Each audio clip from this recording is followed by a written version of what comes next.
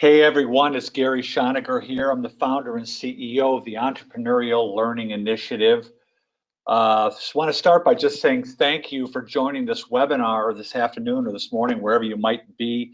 I'm really excited to share some of our research and some of the learning we've done around understanding and embracing entrepreneurial thinking.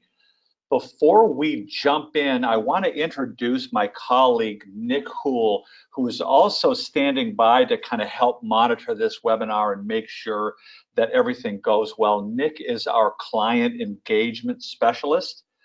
So he's going to be helping facilitate this webinar. You'll notice in your control panel, there's a question box there, and Nick will stop me and interrupt to answer any questions that you might have along the way. There's a lot to take in here. We're going to send you a follow-up email immediately after the webinar, and then by noon Eastern Daylight Time tomorrow, you'll have the complete slide deck with the presenter notes along with a link to the recorded webinar so that you can share this with others in your team. We'll also send it to folks that couldn't make it or couldn't stay on. So that's what we're going to do.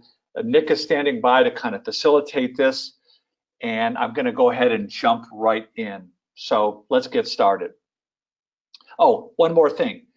You can follow me on social media at G Schoeniger. You can also find us at Eli Mindset on social media. So if you want to follow us on social media, we also have a newsletter on our website at elimindset.com. You can sign up for our newsletter. I'll talk a little bit more about that at the end. Let me dive right in. So here's who we are. We are the Entrepreneurial Learning Initiative. We provide entrepreneurial mindset education and training programs for individuals as well as academic, corporate, government, and nonprofit organizations worldwide. That's who we are. That's what we do. So the premise of this webinar is that the world has changed in ways that now require everyone to think like an entrepreneur. So whether someone's going to work within an existing established organization, whether they're going to join the gig economy, whether they're going to start a business of their own, they're going to need to learn how to think like an entrepreneur. I mean, these are attitudes, behaviors, and skills that employers are demanding. They're attitudes, behaviors, and skills that are required for both individuals and organizations to adapt and thrive in this new, rapidly changing, increasingly complex world that we're living in. So, you know, we all understand, I think, the importance of entrepreneurship as essential to creating vibrant economies, and as the World Economic Forum is saying, it's essential for developing the human capital necessary for the societies of the future. I think we all understand that. And learning how to think like an entrepreneur can make a profound impact in one's life, in our life. It exposes opportunities that we might not otherwise be able to see. And once it exposes the opportunity, it then elicits engagement. It then helps cultivate entrepreneurial attitudes, behaviors, and skills. Reliability, resourcefulness, resilience, creativity, critical thinking. All of these essential 21st century skills are synonymous with entrepreneurial attitudes, behaviors, and skills. But it starts with learning how to think like an entrepreneur. So I found this quote that I've shared very often from a paper published by the World Economic Forum, sort of illustrate this demand. They're saying that it's not enough to add entrepreneurship on the perimeter, that it needs to be at the core of the way education operates. And they're also saying it needs to expand beyond education into the workplace, into small business development centers. It needs to go beyond just the education space. So the question is, how do we do that? How do we sort of normalize entrepreneurial thinking and move it from the perimeter where, you know, a few students or a few people are thought of as entrepreneurs and everyone else is thought of as a worker? how do we bring that to the core where we sort of normalize entrepreneurial attitudes, behaviors, and skills? One important point that I'm trying to make here is that I'm not advocating that, or we're not advocating that everyone should drop what they're doing and start a business. We're saying that everyone needs to develop basic entrepreneurial competencies. So again, the question is, how do we do that, right? A big problem that exists is that we really don't understand entrepreneurship, and we tend to think of it, in one of two ways. We tend to think of the entrepreneur as this, charismatic, sort of elite Ivy League kid who's come up with a new technology. There's, millions in venture capital, and there's this overnight success. And this is sort of this Silicon Valley narrative that sort of dominates the conversation in entrepreneurship. Statistically, however, these high growth venture-backed entrepreneurial startups or entrepreneurial ventures are by far the exception rather than the rule. In fact, they represent a tiny fraction of a single percentage. So clearly there's a visibility versus representation issue at hand there. Some folks hear the word entrepreneur and they think of it as the Main Street small business owner, a bicycle repair shop or a coffee shop or whatever. And so we kind of have this word sort of tethered to these two ideas of someone who owns a business, whether it's a high growth or a Main Street small business. And what we've been doing for the last decade is really looking at entrepreneurship not as a business discipline, but as a behavioral phenomenon. And that perspective has really enabled us to sort of crack this thing wide open and develop programs and training programs and online programs to help people understand and embrace these basic attitudes, behaviors, and skills. So one of the problems that we see is in the small business development realm, we tend to treat the entrepreneur or the aspiring entrepreneur as if her startup is simply a smaller version of a large corporation. And very often we tend to conflate entrepreneurial attitudes, behaviors, and skills with managerial attitudes, behaviors, and skills. And part of what we've done in our work is sort of disentangled those two things.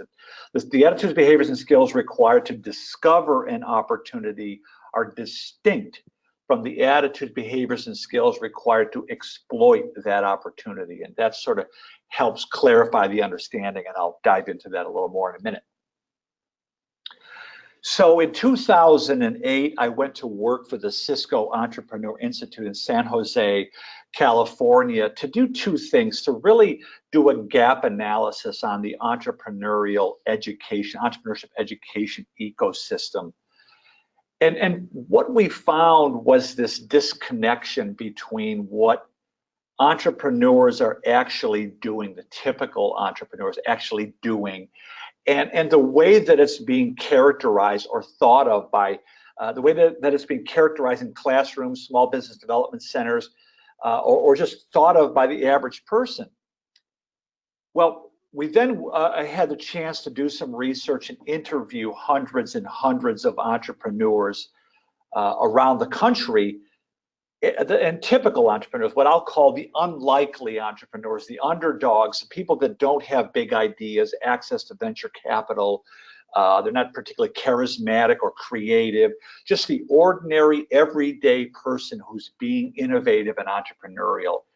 We started to look beneath the surface at what are these folks doing, how are they doing it, and why are they doing it? And that's really uncovered some really interesting research that I'm excited to share with you.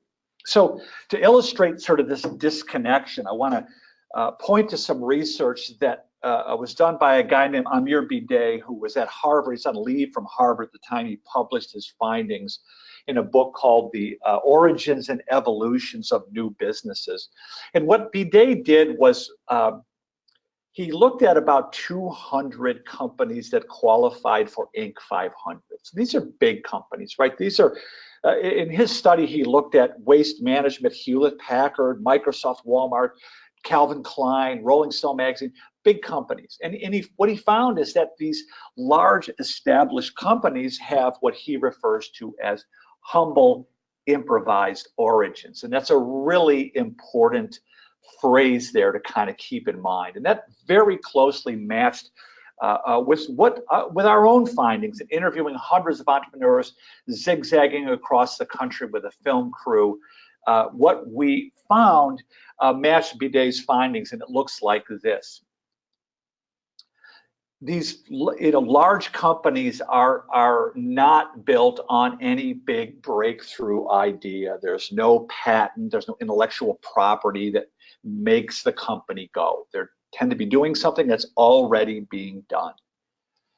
Number two, we found, as did Bidet, that the entrepreneurs themselves are not spending much time in the early stages planning. They're not doing much formal planning. And I know that to some people who might be teaching entrepreneurship, that seems a little counterintuitive.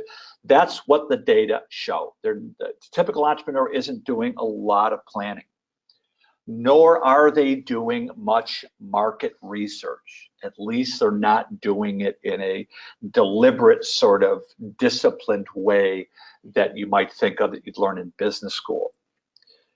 What's even more astonishing is that the founders of these Inc. 500 companies, they don't have a lot of capital in the beginning. And in Bidet's, I wasn't smart enough to like ask what the startup capital was in each of my interviews.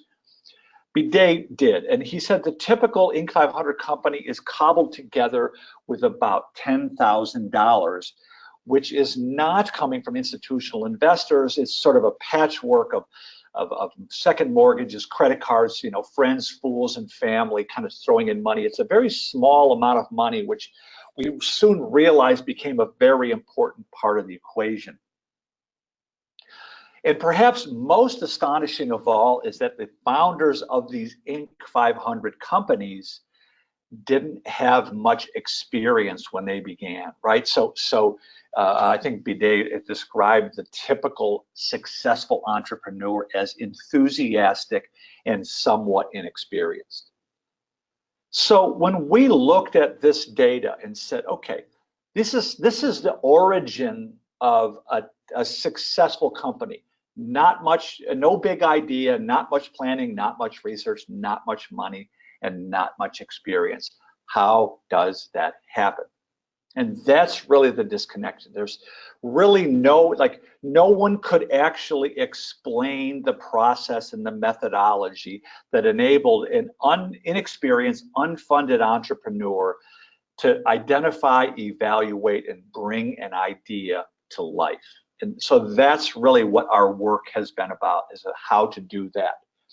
And that's why our research has really been focused not on the high growth entrepreneur, but on the mindset and the methods of the everyday unlikely entrepreneur. How does the average person who has no particular advantage over anyone else manage to identify, evaluate, and bring ideas to life?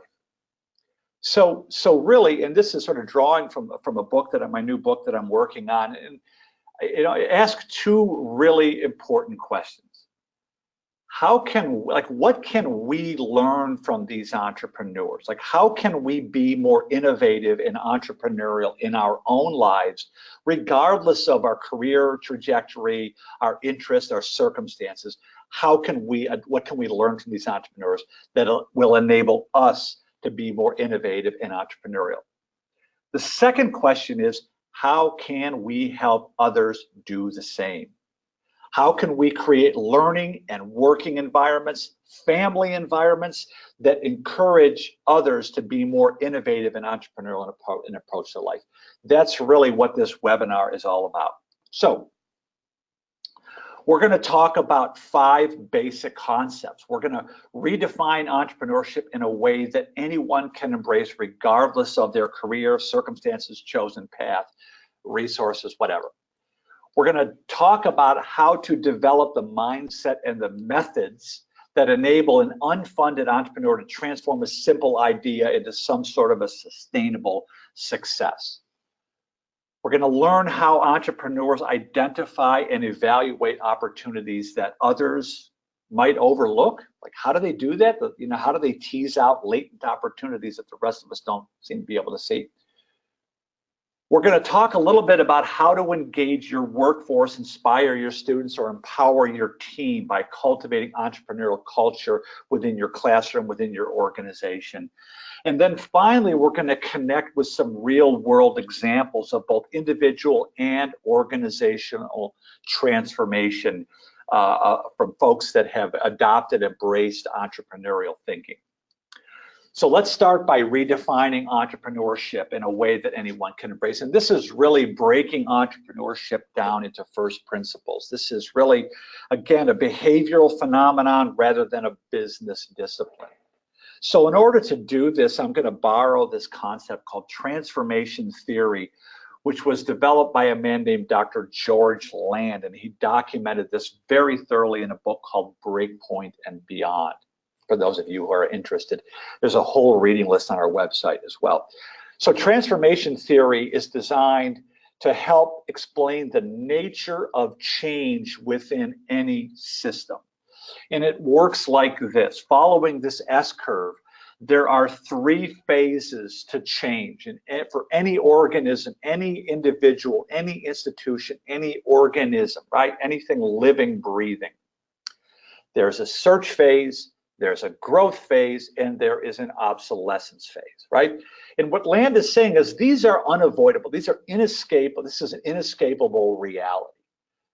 The trick is, according to Land, to understand which phase you are in so you know which rules to apply. What he's saying is that each phase require separate rules for survival. That's really a key part of this. That the search phase requires rules that are separate from the growth phase, that are separate from the obsolescence phase. And they don't cross over very well. And they cause a lot of problems when we, you know, the definition of maladaptive, excuse me, is essentially trying to apply one set of skills in a different domain. Just the failure to adapt.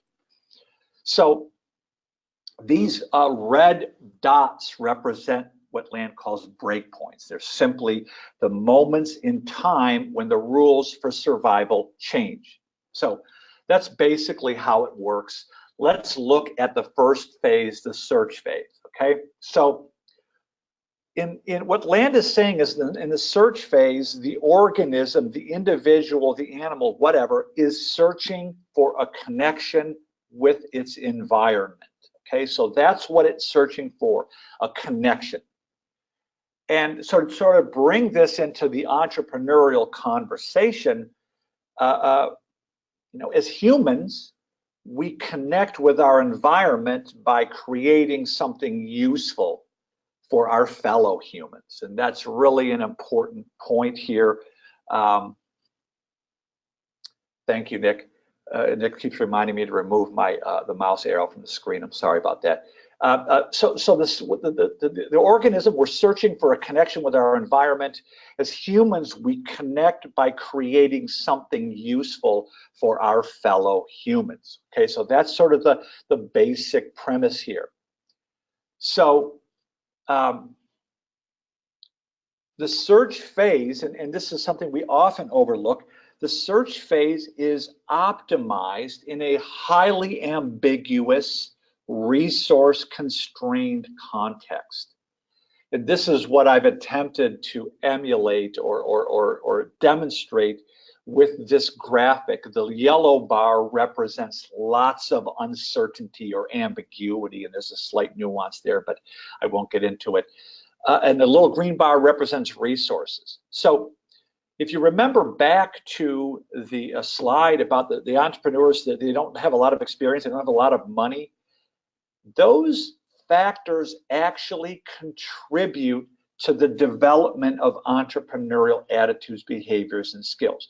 As a famous physicist once said, gentlemen, now that we're out of money, we must think.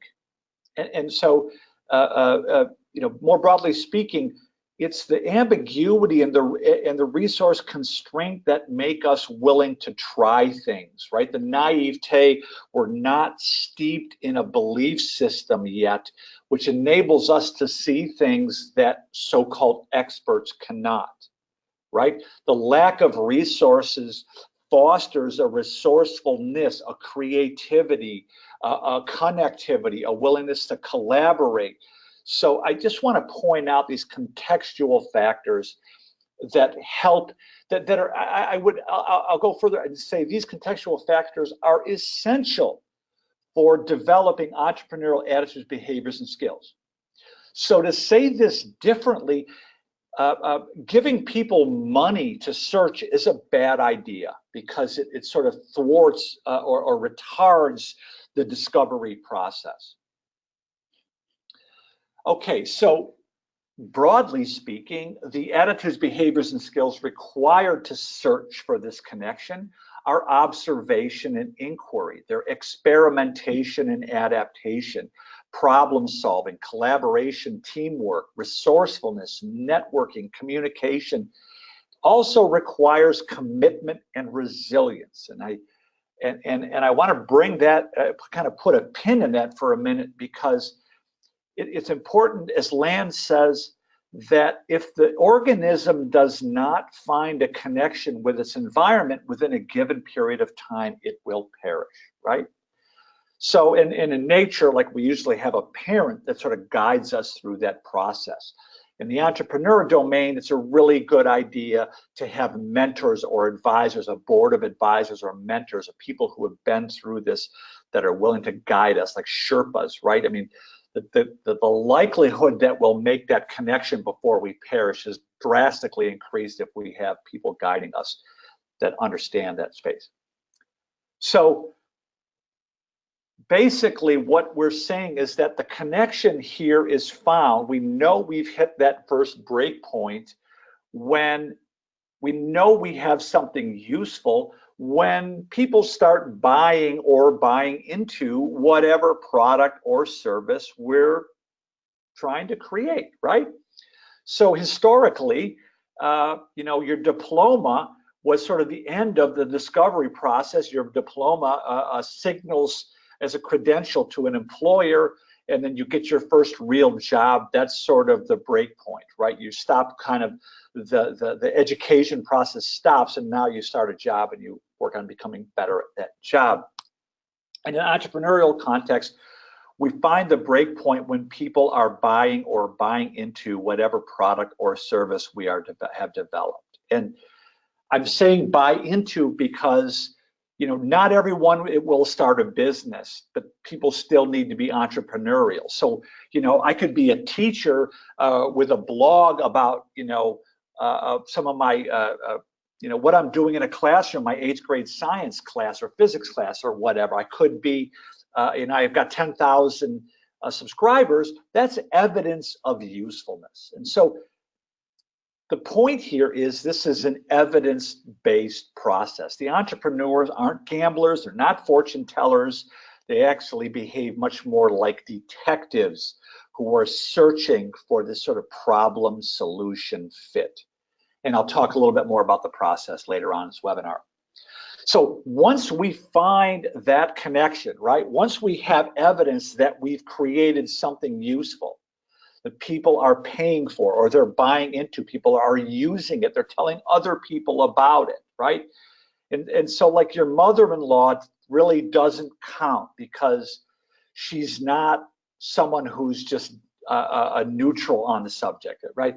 When people start buying in, the point here is, at this point, the search skills become less relevant, and now we must learn to develop the growth skills, right? And now this is, as Land describes, this is where the system must now stop searching and start replicating what it found in phase one. So phase one was about discovering the opportunity. Phase two is about exploiting that opportunity. And this is really about management, organization, replication, procedures, efficiency, improvement, scalability, marketing, sales. It becomes very formulaic. It requires a workforce that will conform to pre-designed policies and procedures, right? So it's just a different dynamic.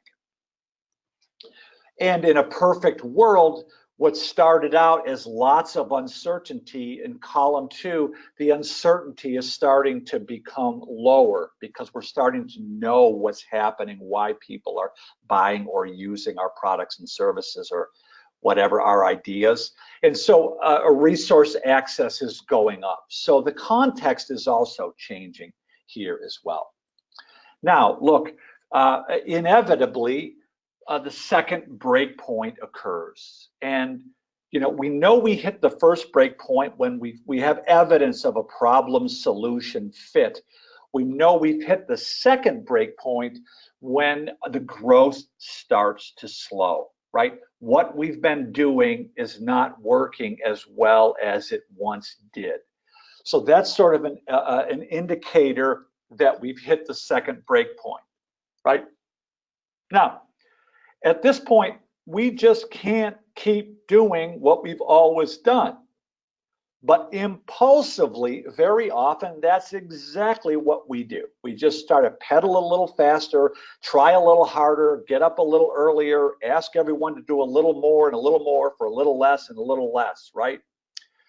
And that often works for a little while in the short term, but it's never, or it's rarely the long-term solution.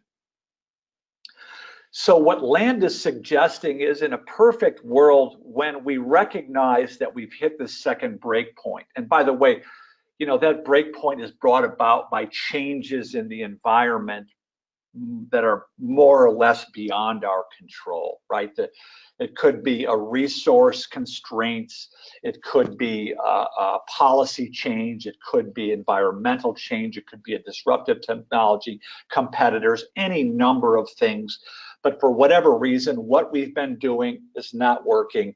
What Land is saying is this is where the organism should begin a new S-curve. So that second curve you see in the slide is really the beginning of a new S-curve, right? Where the organization bifurcates or reinvents itself in a perfect world.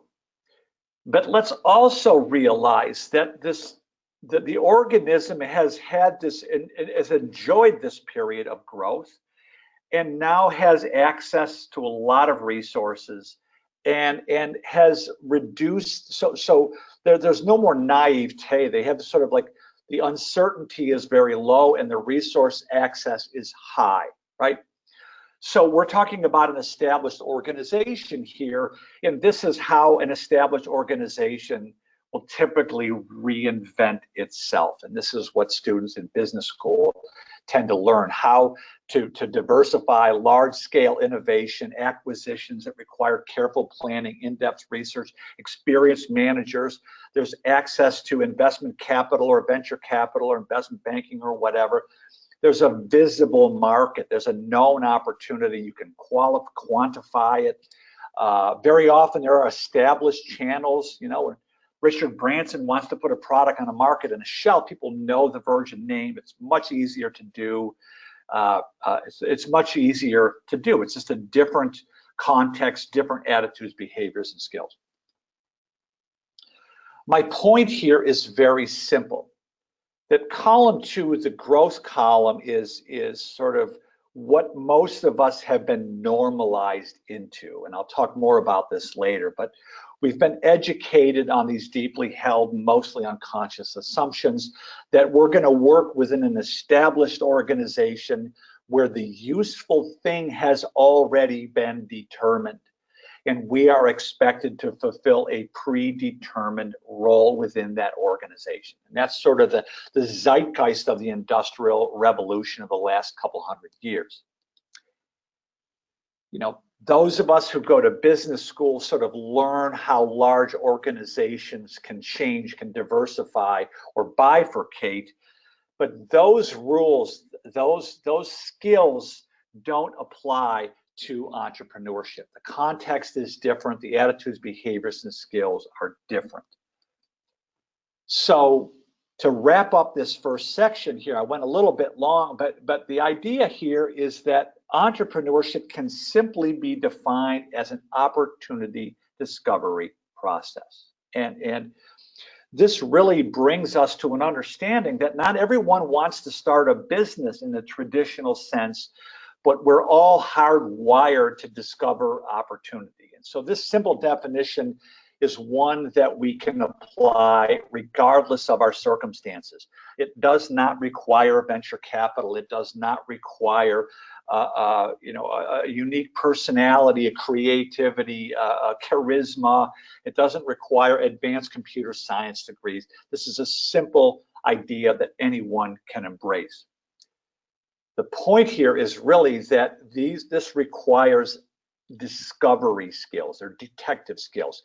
These are skills that anyone can learn to develop. They are simply skills that our systems of education, our organizational structure have historically underlooked, overvalued, or ignored. So I'm going to jump into the second part of the webinar here and talk about developing the mindset and the methods that enable an ordinary person that doesn't have access to capital or big ideas or whatever. How do we identify, evaluate, and bring ideas to life? Let's talk about the mindset and the methods. So I want to start by defining the mindset. I mean, it's a very amorphous concept. It can easily become very complex. I landed on this very simple definition as the underlying beliefs and assumptions that orient our behavior.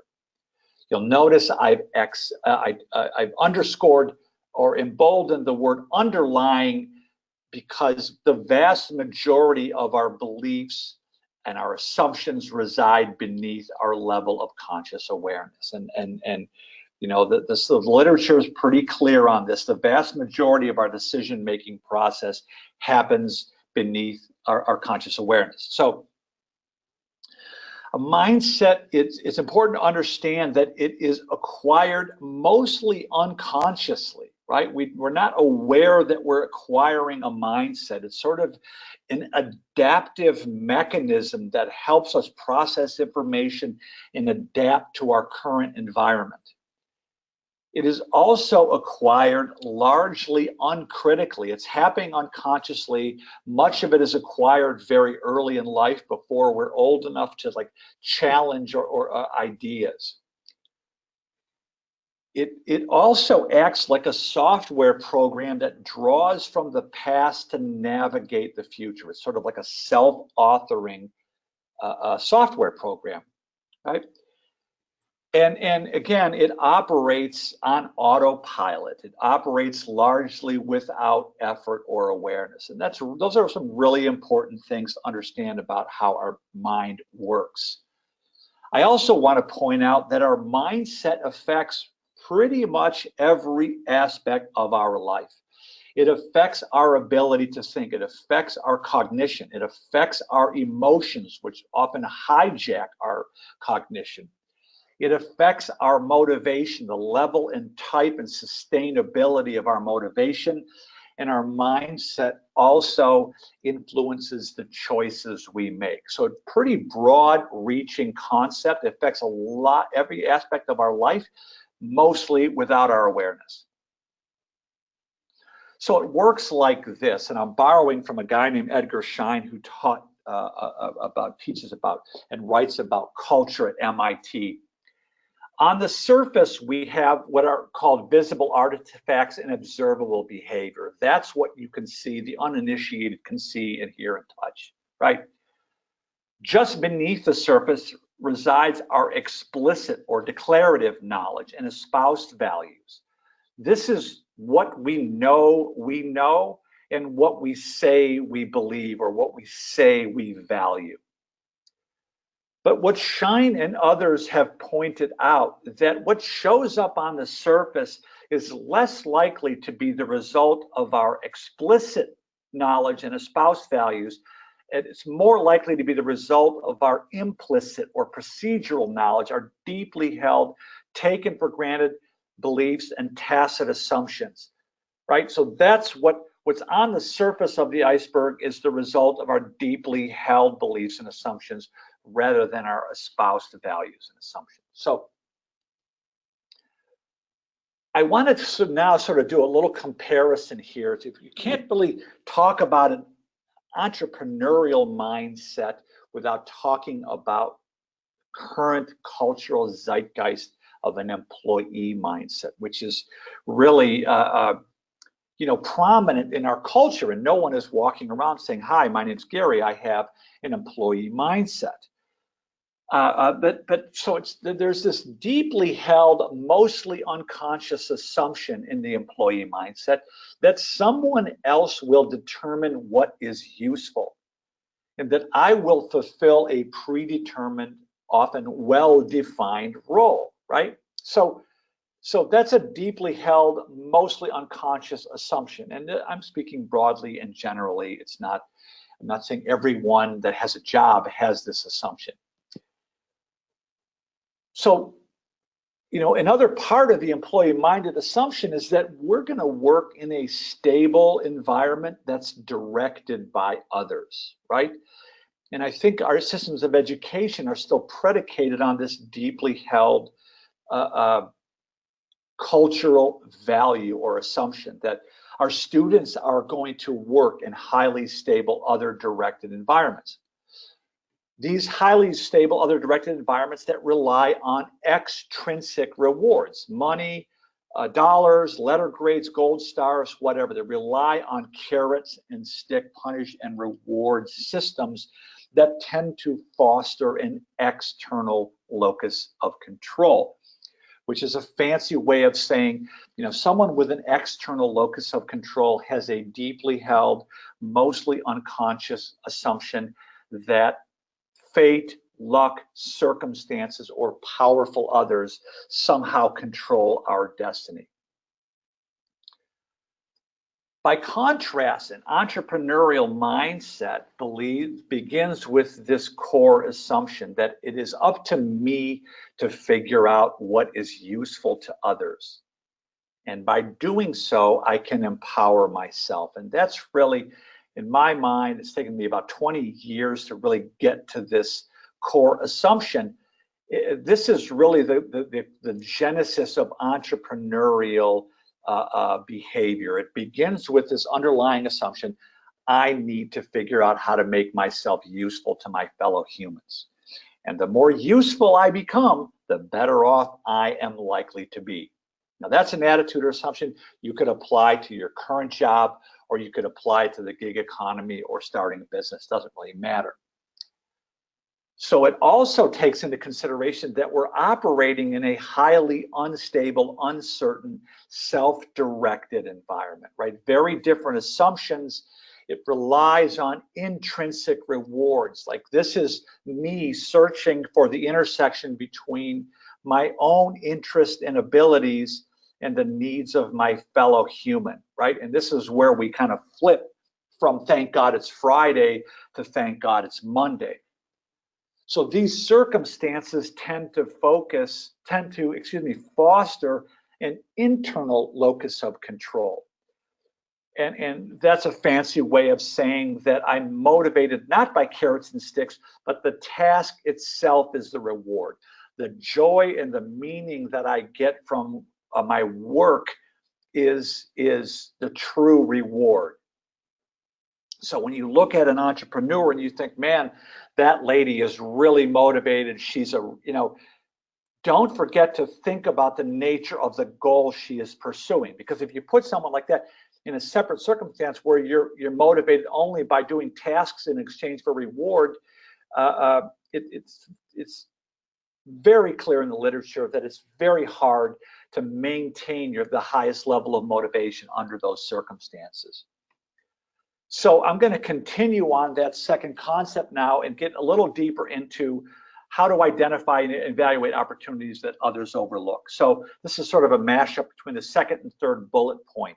We begin with this idea that it's my responsibility to figure out how to make myself useful to my fellow human, right? That's sort of the genesis. Now, what do we do? Okay. So having analyzed hundreds and hundreds of these underdog entrepreneurs, we've sort of broken this down into three fundamental concepts. It starts with problem finding, and very few people are talking about that. One important body of work just recently released by the Harvard professor Clayton Christensen in his fantastic book called, boy, the name just went out of my head, I'll think of it in a minute, Competing Against Luck. And really here, what we see entrepreneurs doing is that these entrepreneurs that succeed, they find the problem first. The ones that fail find the solution, and then they go looking for a problem, right? So this requires empathy. This is the core understanding that shifts our perspective, right? Once we realize that I can get what I want by helping other people get what they want, we shift from a focus on getting our own needs met to a broader understanding of the world around us. We start looking for problems. Every problem, every frustration, every unmet need that we encounter, we're asking ourselves, why is this happening this way? How could we fix this problem, right? And that starts with observation and inquiry, just like a doctor must diagnose before he prescribes. The second step that we see entrepreneurs doing is experimentation and adaptation. And I like to use this phrase, micro experimentation, right? They don't go running down the hill investing every dollar they have in the first idea they come up with. They tend to learn to design and conduct micro experiments, and they keep doing that. Again, they behave like detectives trying to solve a mystery, or like scientists, right? Rather than gamblers or fortune tellers. So they're constantly experimenting and learning and adapting from the experiment. Once they have evidence that there's a problem solution fit, like once they kind of feel like they're getting close to that first break point, then it becomes about advocacy and implementation. Now it's about advocating for an idea. And here's where we often get messed up.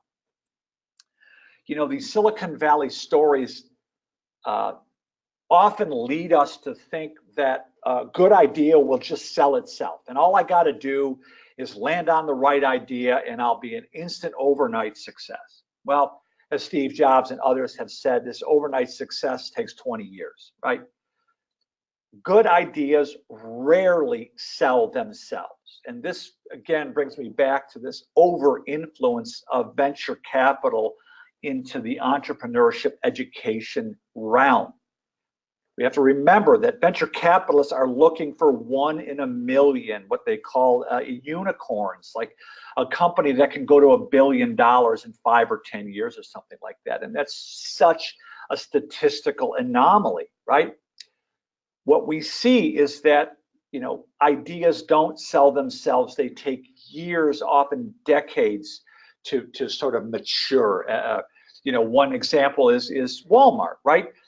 Sam Walton opens a discount variety store in Bentonville, Arkansas in 1946 with a few $1,000s cobbled together from friends, fools, and family. It's, I think, 23 years later, he opens a distribution center, right? It just doesn't happen overnight. So basically, this is the entrepreneurial process. We've broken this method down. We've got tools to help people learn how to do this, how to guide this process.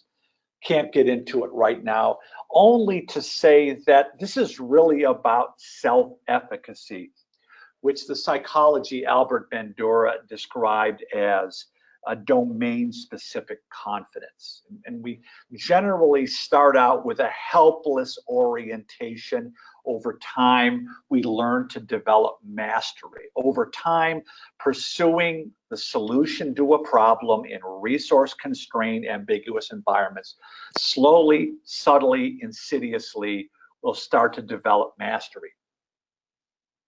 So our programs use this concept of guided mastery adapted from the work of Albert Bandura. It requires these basic things. It requires us a small win. We need to feel the bat hit the ball once so that we can see that this is possible for us. More importantly, it requires relatable social models. We need to see people who come from similar or worse circumstances succeeding in this domain. Without the relatable social models, the likelihood that someone will adopt this behavior is very, very low. A new behavior is very, very low. We need a mentor or a guide, someone who believes in us, that'll challenge us and cause us to dig deeper, to jump higher and run faster. And lastly, it requires us to be able to manage ourselves, to regulate our emotions, to learn from our mistakes, to manage our time.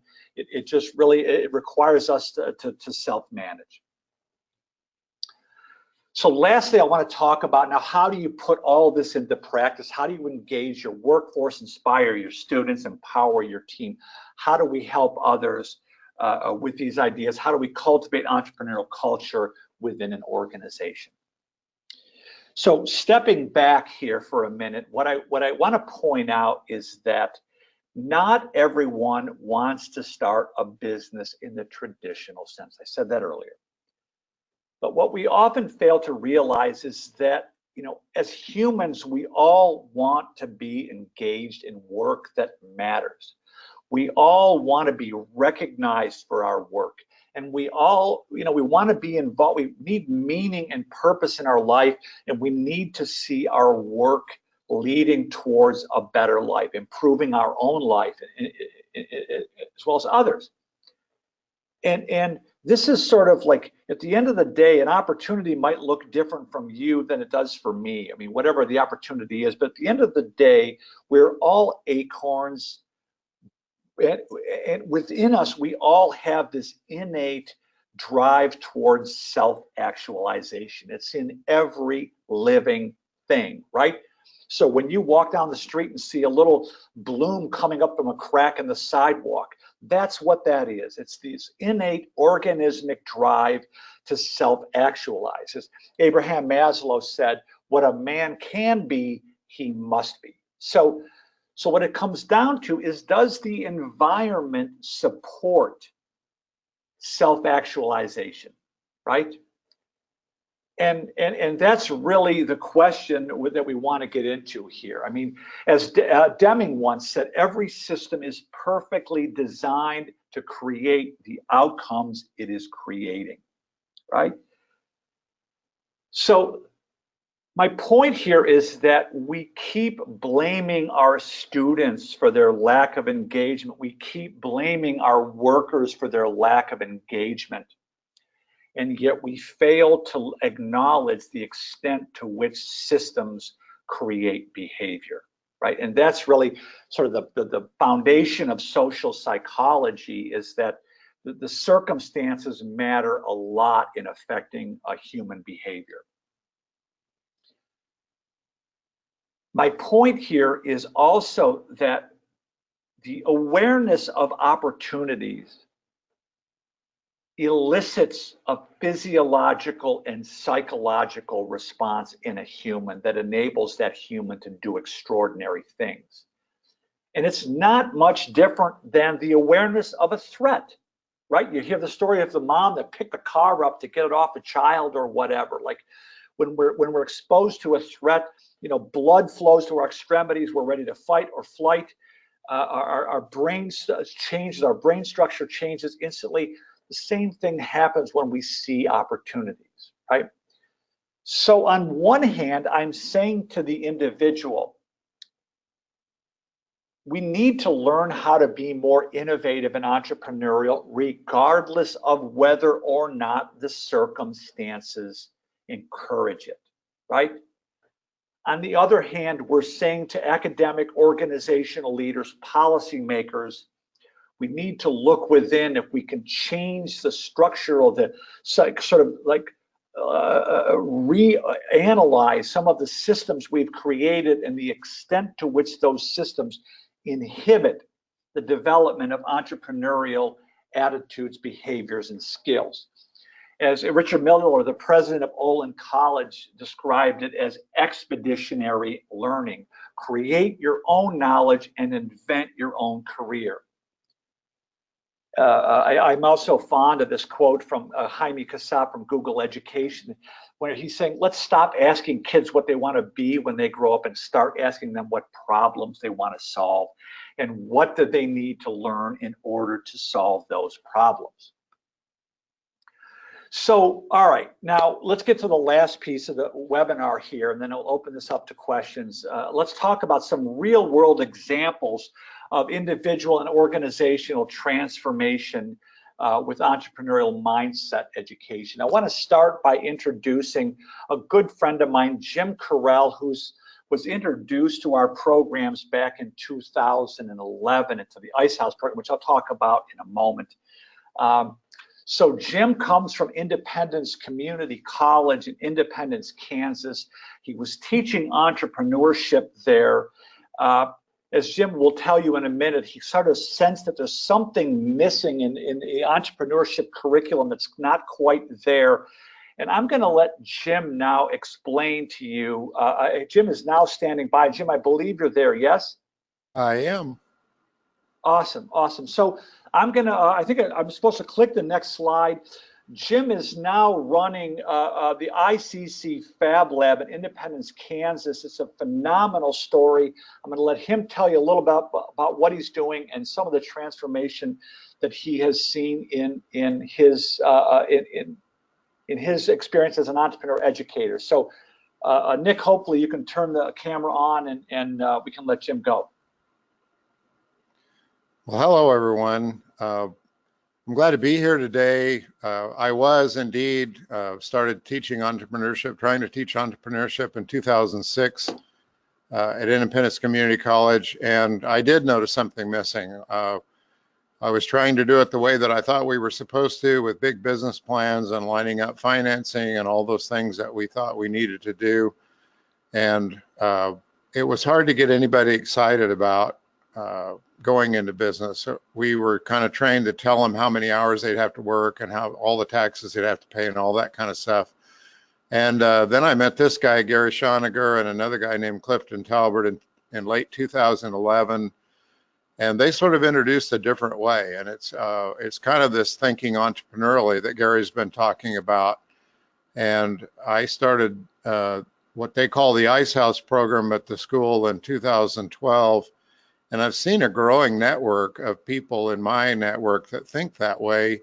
And ultimately, I think that's what's led to the creation of this Fab Lab in just a few short years. And we're a very small town. We only have 9,000 people. The county we're in is about 40 or 50,000. The poverty level is nearly 50%. So we're not anything like Silicon Valley, that's for sure here.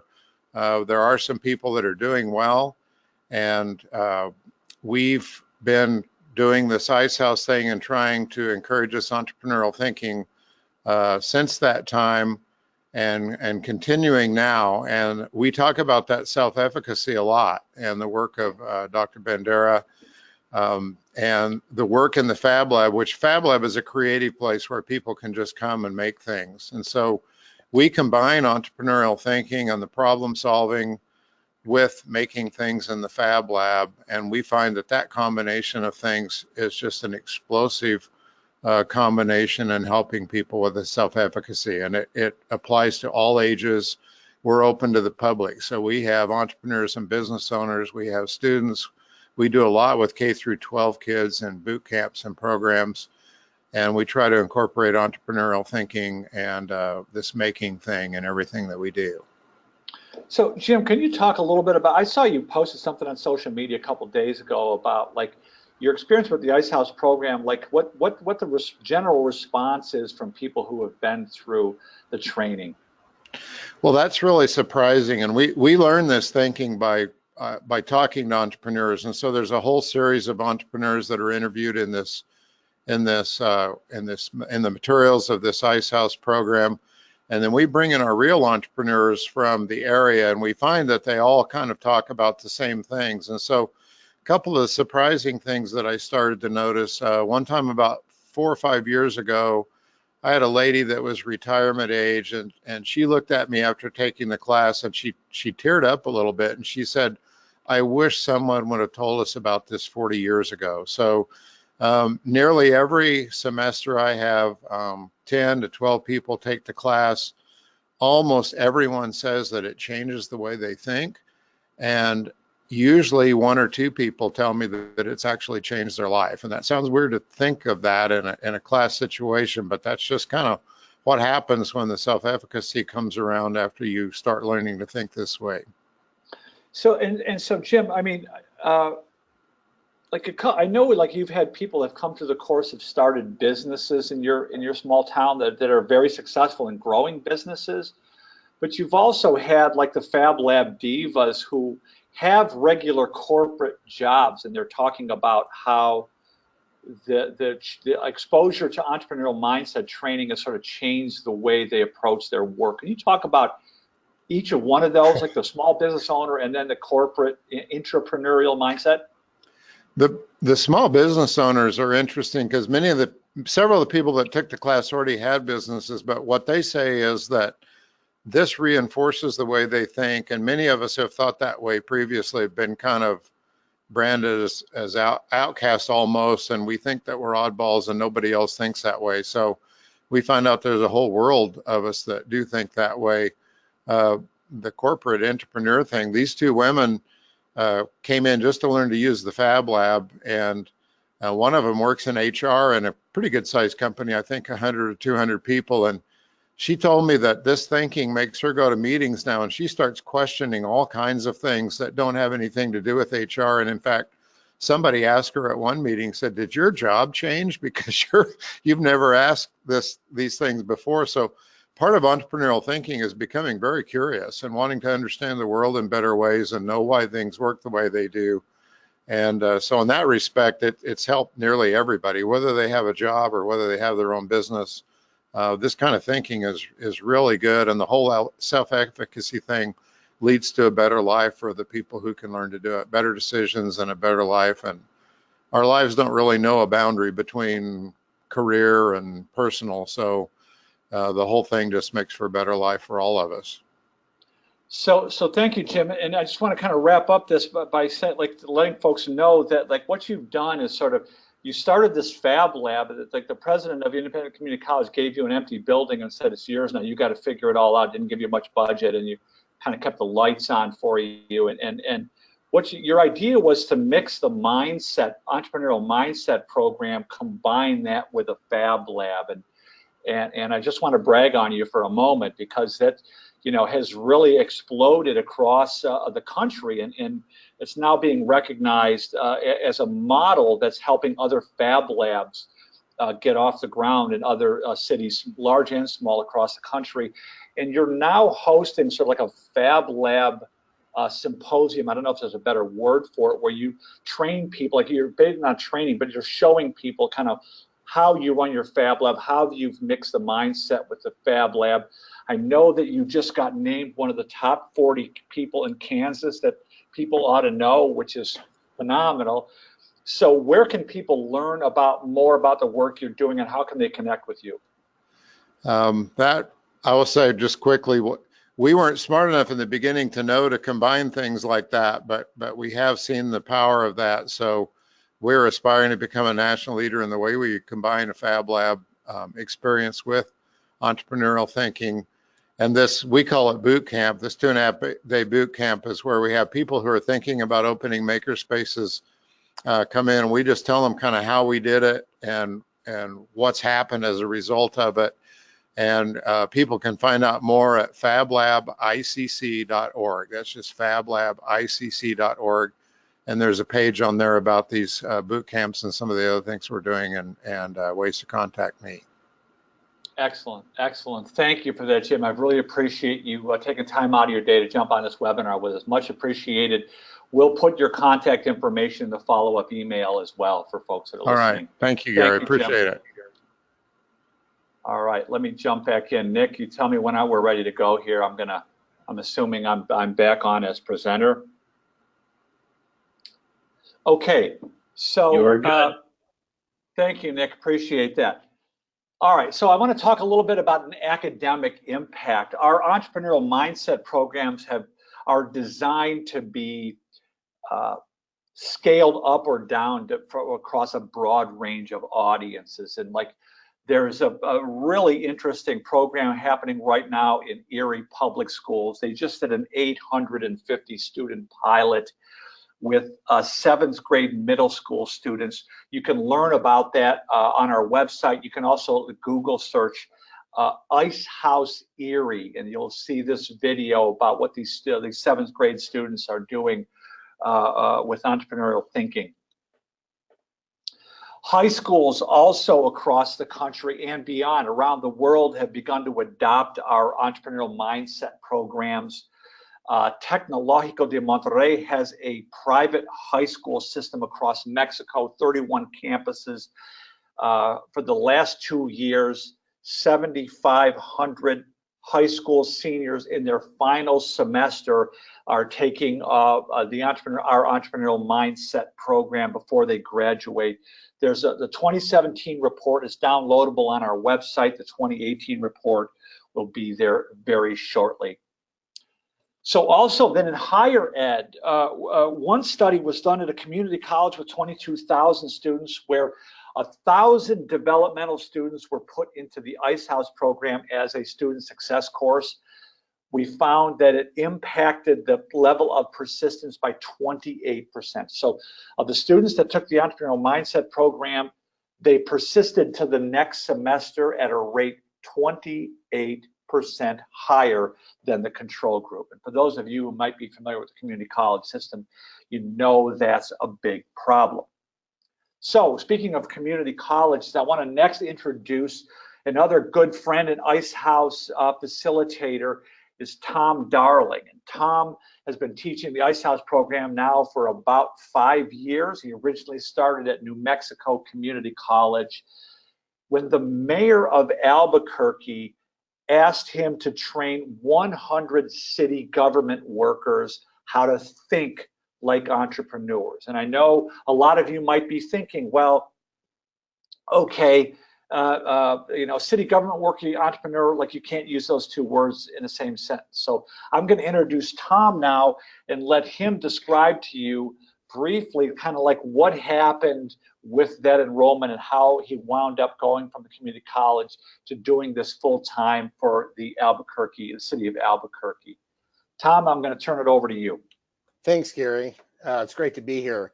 So yeah, so as Gary said, I was the chair of the business administration program at Central New Mexico Community College, and I had been at the college for about 16 years. And we were in the process of creating an entrepreneurial outreach as part of our downtown innovation district here in Albuquerque, and doing some work with the city in that regard.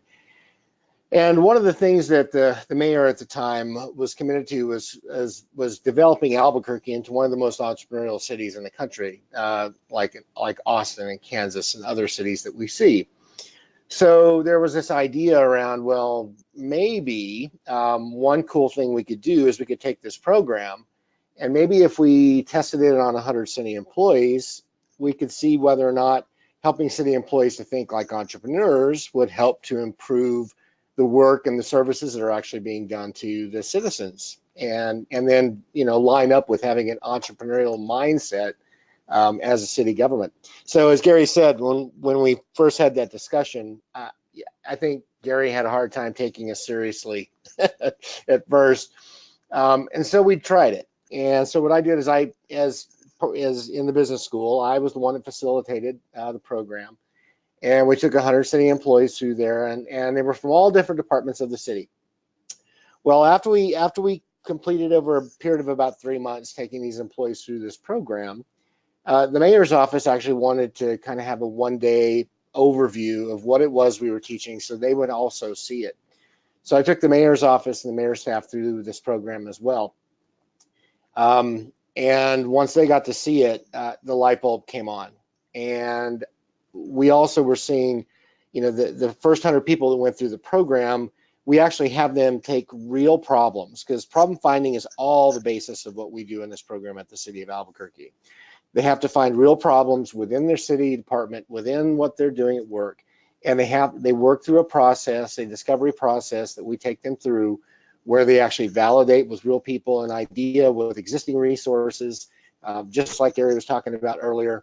And then they test those ideas. And if the ideas don't work, that's great. Then we find another opportunity to look at some other problem to solve. If the idea sees merit and we validate that the problem is a real problem and that the idea to solve that problem works, then we've got something to actually scale up into practice. So along the training, what ended up happening is I had some folks ask me, well, you should apply for this open position at the city, running the city's training division, Public Service University. And, so I'd been at the college for a while, so I applied. Well, it didn't take long before all this came together and the city saw the opportunity for us to be able to really deploy this and kind of change the culture. So January 2016, I started working full-time for the City of Albuquerque, and I run our Public Service University, which deals with all employee training, from our workplace harassment, our talent management, all the operational training, but also entrepreneurial mindset. And we've embedded that in our leadership development and all of our professional development to help employees really get fully engaged in their work. I've been an entrepreneur most of my life as well. I do have my own company that I run. So, it just makes good sense. What we've seen since I've been here since 2016 is we've taken almost 550 employees through this program. And we have about 250 active projects going on right now. And they're everything from small little projects to larger initiatives. And what's starting to happen is employees that are going through this program are learning, number one, that you don't have to be a victim or have a victim mindset, or what's better known as Seligman's learned helplessness. In public service, learned helplessness is like a virus. It just breeds. And we all believe that if I don't have permission, I can't do it. Well, I work for the government. It's not my call. It's not my place. My place is to come in, do my job, and go home. We're breaking that mold, breaking that model. Your job is to come to work and contribute, make a difference in your community. And you don't need to have permission to solve problems. And I've talked to our mayor staff, our directors. It's like, we are giving your employees permission not to have permission to solve problems. And what it's doing is it's allowing the employees to make a big impact. People are excited to come to work. People are, engaged while they're at work. And we're seeing things get done. The worst thing that we can do is write another proposal to go seek funding from city council and then wait 2 years for something to get off the ground. And by the time that it gets approved, it's already out of date, no longer valid. That's a mentality that we were trying to really move away from. Yeah, Gary? I want to, I heard you say this before. I wanted to just kind of bring it up again. Like you said this before, and I really latched onto it. Like, that you're empowering people to just solve problems that are in their immediate domain. You're not saying go solve the homeless problem, go solve these big problems. That's right. But just start developing the problem-finding, problem-solving muscle, and like the compound effects of that. Like can you talk about that a little bit? Yeah. So when we have people come through, and we get them into groups and we identify problems, a lot of times, a group will immediately identify a big problem like homelessness in our parks, or trying to figure out how to, redo our transit system. I mean, it just goes on and on. But we have an unlimited number of problems, low-hanging fruit on all the trees in each department here. Whether it be something as simple as the fact that we're collecting too much paper in our planning division, and we have to retain those documents for a number of years, and we don't have any place to put them, simply finding a way to better manage that documentation process. Now, it maybe sounds like not a big problem to solve, but when you consider that we've actually saved contractors and developers that bring plans in for their revision process, and now they only have to make two sets of copies instead of 9. We're saving them $400 every time they come in, and we're not storing all these plans in a room somewhere. That's just one little problem in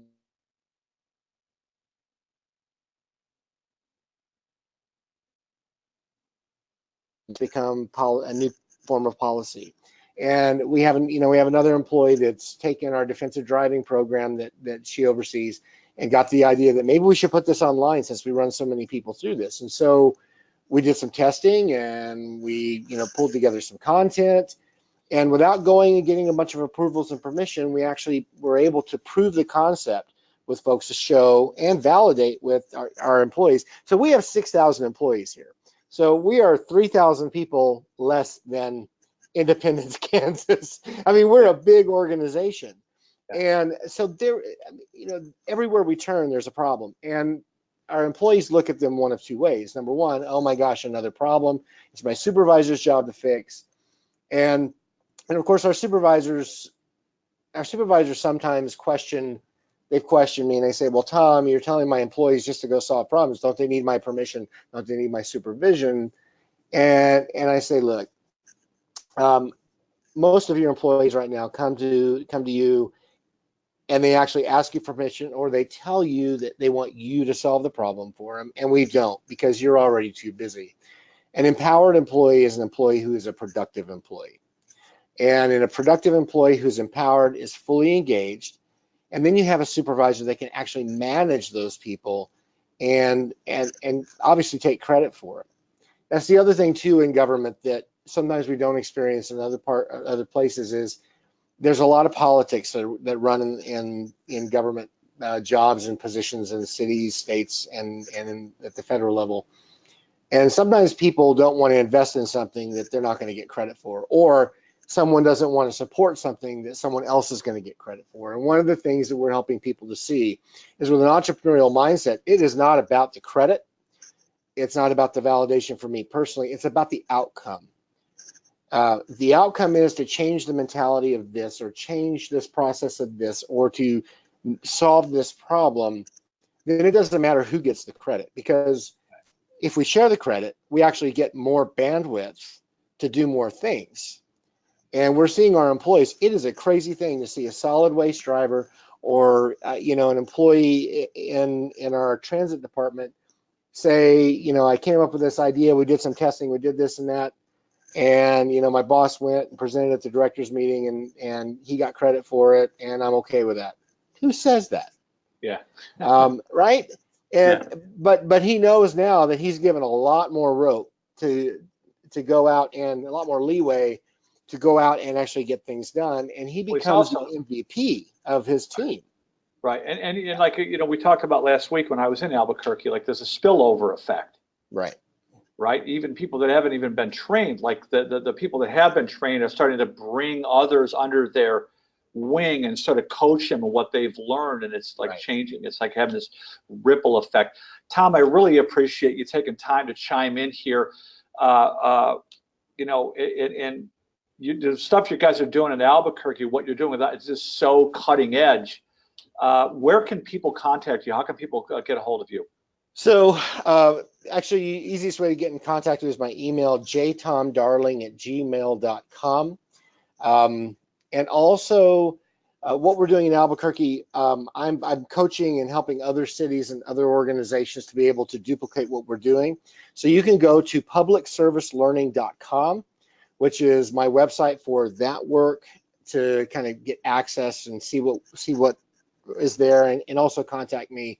Because we would love to be able to, obviously, one of the things we want to do is we want to duplicate what's happening here in other cities and be able to help government agencies be able to engage their workforce. Awesome. Thank you, Tom. Much appreciated. You bet. Thanks, Gary. Good. Thank you, Tom. I'm going to go back to my slides here. Let's see if I can get this to work. All right. That was good, Tom. Thank you. So, I'm just going to summarize now. We're kind of wrapping up here. Like we talked about entrepreneurship as a discovery process, right? We're searching for the intersection between our own interest and abilities and the needs of our fellow human, right? That's a simple definition anyone can embrace. This core assumption that it's my responsibility to make myself useful to my fellow human kind of sets us in the entrepreneurial direction, right? We start looking for problem solution fit. Our ability to identify and evaluate opportunities, those are detective skills. It's about problem finding, it's about experimenting, and it's about advocating only once we have evidence that we've got a problem solution fit. We also talked about creating an environment, as Tom just talked about, creating an environment that encourages others to be more innovative and entrepreneurial, and connecting with examples of others who are doing it. We need to learn from people who have come from similar or worse circumstances. So as we wrap up here, I want to just spend a couple of minutes talking about what we do at the Entrepreneurial Learning Initiative, about some of our work. We're about entrepreneurial mindset education. We've partnered and worked with organizations all over the world. Our work has been presented at the United Nations, at the Vatican, at the European Commission. We've done work for the State Department, the Cisco Entrepreneur Institute. The Ice House programs were funded with initial funding from the Kauffman Foundation. We have partnerships with many, many organizations around the world. Countless, I'm not sure how many colleges, universities, high schools are using our programs. We're also launching something very soon I'll talk about in a minute, but I want to talk about the Ice House. Where does this Ice House work come from? I co-authored a book along with the Pulitzer nominee Clifton Talbert in 2010 called Who Owns the Ice House? 8 Life Lessons from an Unlikely Entrepreneur. This book, you can buy it on Amazon. You can buy it in our bookstore. It's being, the chief business officer at UPenn said it's called required reading for humanity. It's really the distillation of 200 interviews with unlikely entrepreneurs told through the single story of my co-author, Clifton Talbert, and his upbringing and what he learned from his Uncle Cleve, who owned the local ice house. So there are also, just backing up 1 minute, we have book discussion guides. Colleges are using this for required reading, like first-year experience. People are doing book discussions in libraries around the program. Highly, highly recommend. It's a really easy way to get involved with our work. From that book, we developed the Ice House Entrepreneurship programs. There's the original version. There is a version designed for student success, for students to take as their first year experience, a student success course. There's also a small business edition designed specifically for people who have decided they want to start a business. And just a little bit of a proud papa moment, the former VP of Entrepreneurship at Kauffman, Tom Rue, described the Ice House programs as redefining entrepreneurship in classrooms and communities around the world. So if you want to learn more about the Ice House Entrepreneurship programs, there's a ton of information on our website under Entrepreneurship Programs. We have every month, we have an Ice House information webinar that kind of breaks down the components of the course and how it works. You can find those under events on our website. We're also about to launch the Eli Entrepreneurial Mindset Academy, where you can take the course for individuals. You can take a self-paced version of the Ice House program. You don't need to go to a college or a school to take it. And you can go, we're going to send you a URL where you can go now. That course will be available for $395. Participants of this webinar will get a 50% off coupon for pre-enrolling, and we'll send information on how to do that. If you want to learn how to bring the Ice House programs to your community, to your college, your high school, your organization, you can come to our next facilitator training. Our next training will be in Fort Worth, Texas, October 5th through 7th. We typically have about 20 or 25 educators and thought leaders from around the world to come to attend the Icehouse Entrepreneurial Mindset certification programs. We also offer a pretty wide range of keynotes, professional development programs, workshops. We can deliver them on site on your facility, ranging from a keynote or a half day or 1 day, 2 day workshop. We can also offer our programs to you in groups facilitated through a blended online delivery. So if you want to put a group of people through one of our programs, you can contact us. We'll set you up with the right facilitator to get the outcomes that you want to get. We can arrange to deliver it in a blended online delivery method. So that's what we do at the Entrepreneurial Learning Initiative. I hope this has been a good use of your time. I hope you found this webinar helpful. We are all about unleashing human potential. You can find a lot more about our work at elimindset.com. If you want to stay connected, sign up for our newsletter to stay current with our work. So I'm going to stop talking now. And Nick, if there are questions in the question box, hopefully we can get to those questions now.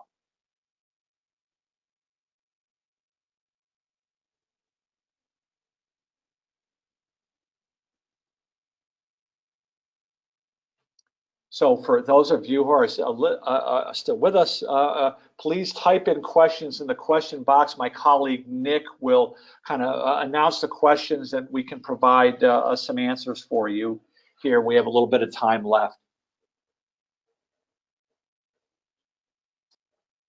Hey, Gare, a quick question for you that came in a little later that I've already given one answer to, but kind of wanted to get your take on. What happens when you're actually trying to start a business and you feel that you have started to engage with the mindset, but you kind of need the new skills, the fundamentals of business that we've been talking about people starting with? How are they learning those skills that you've found? So like the management skills or the entrepreneurial skills? Not necessarily management, but more like understanding how accounting works, business fundamentals. Yeah, I really can't answer that. There are a lot of good programs out there. What I would say is a lot of that stuff, like to understand accounting and management, what I would say to people is find a mentor, find someone that owns a business that's walked down this path that can help you. I mean, there's a lot of stuff online you can find. So I mean, it's a really good question because, I failed to mention this earlier, those management skills are important once you have a proven concept. Those skills just are the skills that get in the way when you're still trying to validate an idea.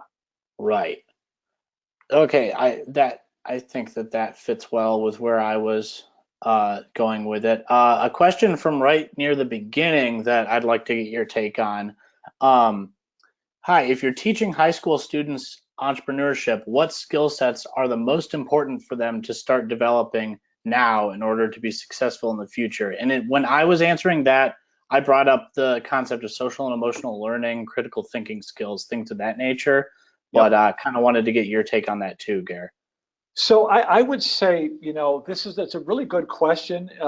It's kind of back to the Jaime Kasab idea, like stop asking kids what they want to be and just try to immerse them in projects where they're solving problems within resource-constrained, ambiguous environments where the rules are not clear and there's no one there to tell them what to do. I mean, it's project-based learning. I think is the technical term for this, Nick, and it requires like ill-structured problems. And I've been saying this for some time now, like an essential component of an entrepreneurial mindset is like ambiguity tolerance. Right. That's a superpower, and people overlook that. So we have like problem finding, problem solving is a muscle. So I'm going to answer the question almost in reverse, Nick. I'm going to say that, I'm going to point out like the absurdity of expecting students to follow other people's rules all their life and then put them in college and then expect that they're going to come up with novel ideas, right? Right. We have to help them develop problem finding, problem solving skills. I'm going to answer it again once again in a different way. Non-entrepreneurial behavior is learned. So the real attitude is like, how do we keep it alive rather than how do we cultivate it is the real question. Right. Right? Okay, I think that really helps go deeper into where we were going with it, chatting about it, just the two of us. So next question, does Eli offer an entrepreneurial mindset workshop for faculty, i.e. deans, senior leadership, to help them understand the entrepreneurial mindset? Yes, that's a great question. Yes, we do. We've done quite a few of these actually, and I think it's the right question to help shift entrepreneurship from the perimeter to the core. You know, I've led workshops for a number of colleges and universities around the country as the result of doing one of these workshops at Purdue Polytechnic School. I was invited by the dean to join the Dean's Council at Purdue Polytechnic School, where he asked me to help him figure out how to infuse entrepreneurial thinking across the system.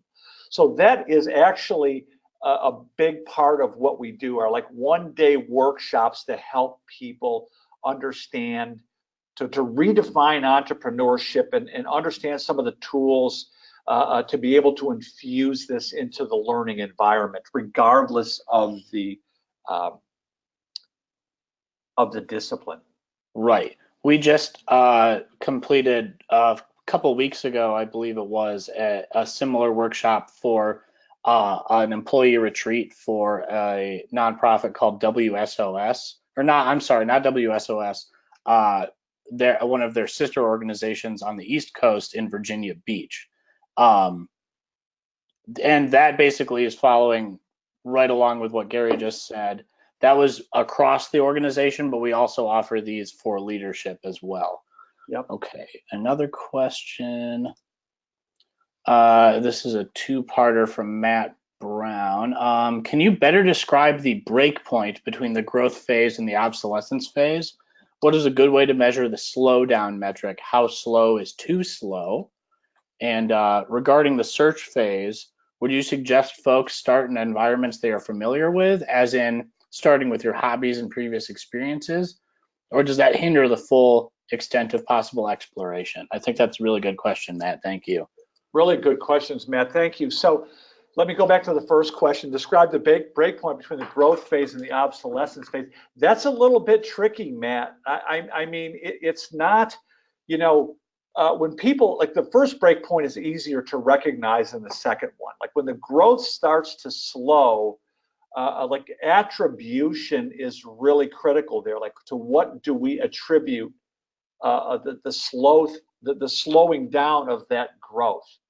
And you know, I highly recommend that you get a copy of Land's book Breakpoint and Beyond, because what he describes there is this tendency when the growth starts to slow, we go into what he calls a siege mentality, right? And that's where we try to we jettison non-essential personnel, non-essential projects, and we try to do more and more for less and less, and it doesn't really work. Like when to know the exact moment, boy, Matt, that's a really, really tricky, that's a wicked question to answer, and I just can't answer it in any definitive, meaningful way. So to move to your second question regarding the search phase, would we suggest folks start in an environment they're familiar with? I would say yes. I would say start trying to solve a problem within your immediate domain, right? We need to feel the bat hit the ball. And I you know, again, storytelling and realizing how ordinary people, the arc of the journey, so to speak, how a simple idea evolves into something over time. It's important to understand that.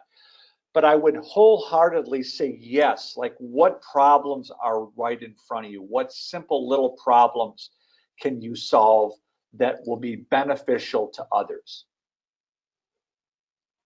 Right. Great. I'm looking at the last part of your question here, Matt, or does that hinder the full extent of possible exploration? I think the way to answer this question, Matt, is to, like, you start with what you're comfortable with in your domain and develop your problem finding, problem solving muscle. And as that muscle expands, so will your domain of expertise, your entrepreneurial efficacy will expand. Right. I hope that's helpful, Matt. I really appreciate the question. Just one more point to the how to tell if it's obsolescence. Part of the problem is, if we take like Kodak, for example, they did a very good job in the search and the replication phase, but not so much in the obsolescence phase. So some of it is you don't even know you're in it until you are already on the tail end of the obsolescence phase. It's more of a hindsight point. So part of the idea is kind of engaging with, when you hit roadblocks, doing some kind of gap analysis, like, where can we search for a new solution to this? Why are things slowing down? That doesn't mean shifting your entire perspective just because sales went down, or just because you got a B on a test instead of an A, but it's always teaching yourself to think critically and not accept that you have the status quo figured it out. Yeah, and one of the things, thank you, Nick, for that. You reminded me of something Dr. Land said, which is that nothing fails like success. And part of what he's saying is that, like, we've developed a success formula that we cling to because it enabled us to succeed. And Exactly. that very mindset will prevent us from acknowledging the change in the environment and the need to adapt in order to survive, right? And that ultimately was Kodak's issue. It's like, they knew the world was changing, but they refused to change because they were clinging to a success strategy that had worked. Right.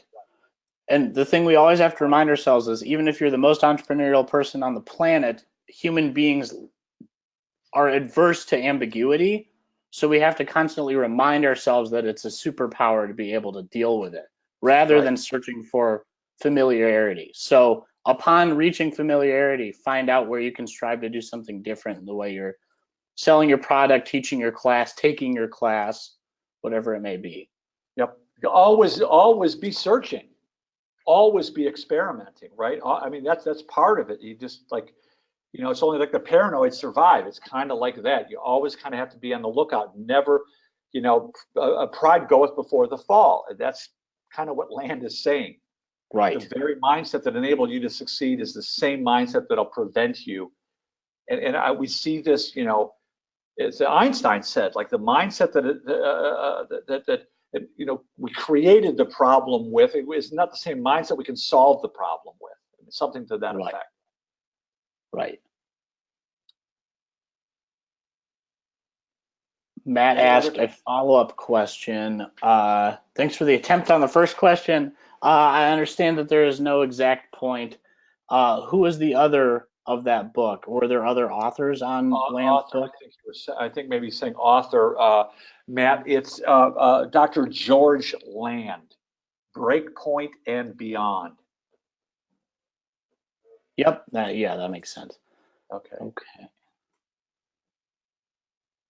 As we've mentioned several times, everyone, we will be sending a follow-up of this as a PDF slide with notes. So if there's anything you missed while you were taking notes, or you want to refer back to, you'll have that, as well as the recording on YouTube. So once it shares out, if there's anyone in your organization, friends, family, what have you, in your network that would like to hear about this stuff, feel free to send them along. We'll also be doing another one of these soon. So feel free to let those in your network know about registering for that as well. Yep. So thank you all for attending the webinar. I'm very grateful for your time. I hope, again, this has been useful. You can find more at elimindset.com.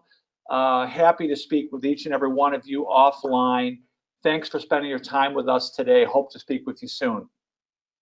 Thanks, everyone.